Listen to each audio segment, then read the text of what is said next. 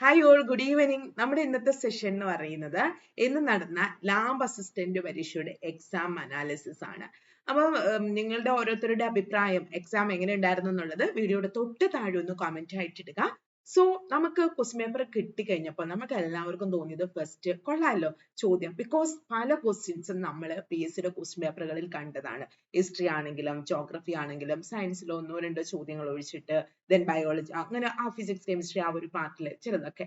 പക്ഷെ ഒരുപാട് statement type ചോദ്യങ്ങൾ ഉണ്ടായിരുന്നു. ഇപ്പൊ ഭരണഘടനയിലെ ചോദ്യങ്ങൾ സിമ്പിൾ ആണെന്ന് നമുക്ക് തോന്നും, പക്ഷെ നമ്മൾ ആൻസറിലേക്ക് എത്തുമ്പോൾ സ്റ്റേറ്റ്മെന്റ് ഇത് ആൻസർ തെറ്റിപ്പോകുന്ന തരത്തില ഒരുപാട് ചോദ്യങ്ങൾ ആ ഭാഗത്ത് നിന്ന് സ്റ്റേറ്റ്മെന്റ് ടൈപ്പ് ചോദ്യങ്ങൾ തെറ്റിക്കുന്ന രീതിയിൽ വന്നിട്ടുണ്ട്. ഇപ്പൊ സെക്രട്ടേറിയറ്റ് OAയുടെ പോലെ തന്നെ നമ്മുടെ ഒരുപാട് ഉദ്യോഗാർത്ഥികൾക്ക് ഒരുപാട് നെഗറ്റീവ് വന്ന ഒരു എക്സാം തന്നെയാണ് ഈ ലാബ് അസിസ്റ്റന്റ് എക്സാം.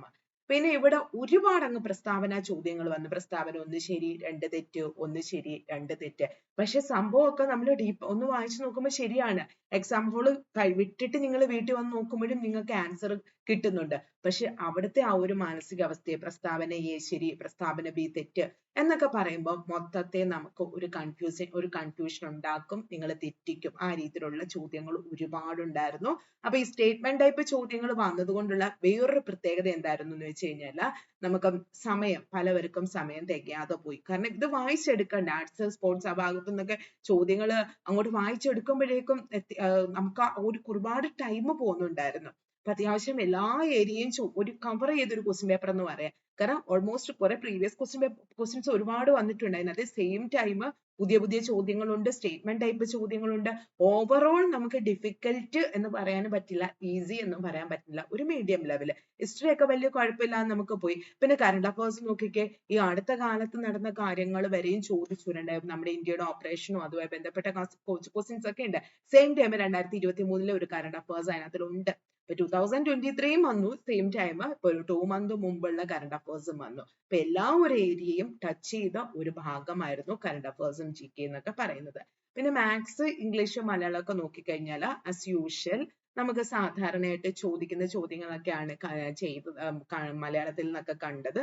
പിന്നെ ചില കുട്ടികളൊക്കെ പറയുന്നുണ്ട് മാത്സിൽ 1-2 തെറ്റി അല്ലെങ്കിൽ ഇംഗ്ലീഷിൽ 1-2 തെറ്റിന്ന്. അത്ര വലിയൊരു കാഠിന്യം ഉണ്ടായതായിട്ട് നമുക്ക് കുട്ടികളിൽ നിന്ന് ഒപ്പീനിയൻ കിട്ടിയില്ല. പിന്നെ മോസ്റ്റ്ലി എല്ലാ സ്റ്റുഡൻസും പറയുന്ന ഒരൊറ്റ കാര്യമാണ്, ഒരുപാട് നെഗറ്റീവ് വന്നു.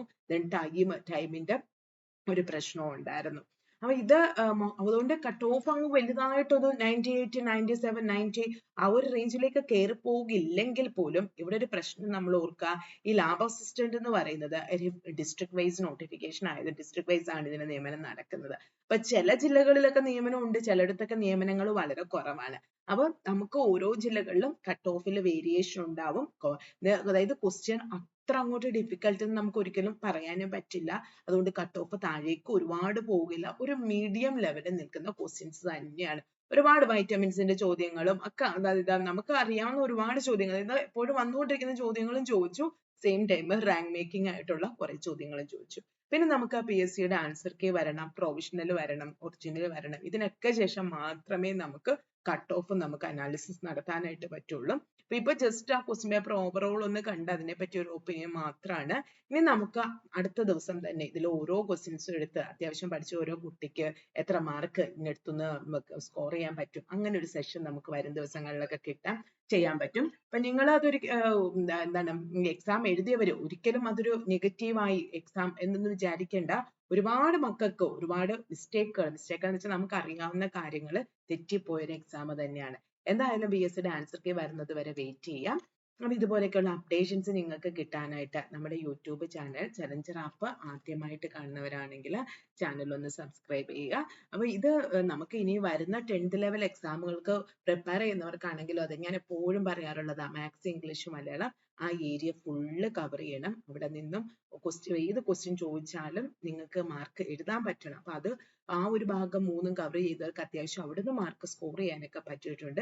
ഇനിയുള്ള exam, for example ASM assistant salesman എക്സാമിനൊക്കെ പ്രിപ്പയർ ചെയ്യുന്നവർ ഈ ഒരു പാറ്റേൺ മനസ്സിലാക്കി, കാരണം ക്വസ്റ്റ്യൻ ഈസി ആണെങ്കിൽ പോലും നല്ല രീതിയിൽ നമ്മൾ ചിന്തിക്കണം. പ്രസ്താവന A ശരി, അപ്പൊ നമ്മൾ ഒന്നുകൂടെ ചെന്ന് നോക്കുക A ഏതായിരുന്നു, അപ്പൊ B തെറ്റ്, പിന്നെയും B നോക്കുക. അപ്പൊ ടൈമിംഗ് ഒരു ഇമ്പോർട്ടന്റ് ആണ്. OMR ഷീറ്റ് വെച്ച് തന്നെ നിങ്ങൾ ഇനിയും പ്രാക്ടീസ് ചെയ്യുക. ദെൻ വീഡിയോ ഇഷ്ടമെങ്കിൽ ലൈക്ക് ചെയ്യുക, ഷെയർ ചെയ്യുക. അതുപോലെ നമ്മുടെ ചാനൽ ആദ്യമായിട്ട് കാണുന്നവർ ചാനൽ ഒന്ന് സബ്സ്ക്രൈബ് ചെയ്യുക. ഇതേപോലെയുള്ള ഒരുപാട് ക്വസ്റ്റ്യൻസ് ഒക്കെ നിങ്ങൾക്ക് പ്രാക്ടീസ് ചെയ്യാനായിട്ട് നമ്മുടെ ചലഞ്ചർ ആപ്പിൽ അവൈലബിൾ ആയിട്ടുണ്ട്. അതിനായിട്ട് ആപ്പ് ഇൻസ്റ്റാൾ ചെയ്തിട്ടില്ലെങ്കിൽ ആപ്പ് ഇൻസ്റ്റാൾ ചെയ്യണം. ആപ്പ് ഇൻസ്റ്റാൾ ചെയ്യാനായിട്ടുള്ള ലിങ്ക് ഞാൻ ഡിസ്ക്രിപ്ഷനിൽ കൊടുക്കാം. വീണ്ടും വേറൊരു വീഡിയോ ആയിട്ട് കാണാം. Thank you.